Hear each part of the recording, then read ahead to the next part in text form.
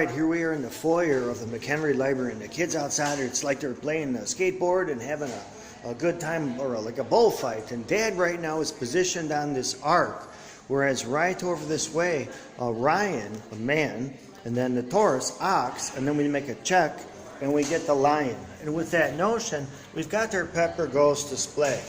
Okay, so we've got our slide for the applause, and then a couple horns, you know, for this notion of the mighty ox of mole, right?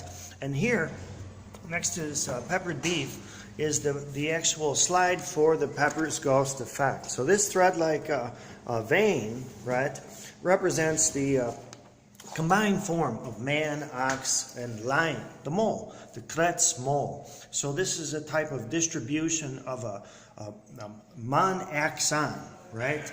So, you know, it's going to get pretty interesting, you know, and that's why Mondays always make us nervous, right? It's got something to do with the nerves in the brain.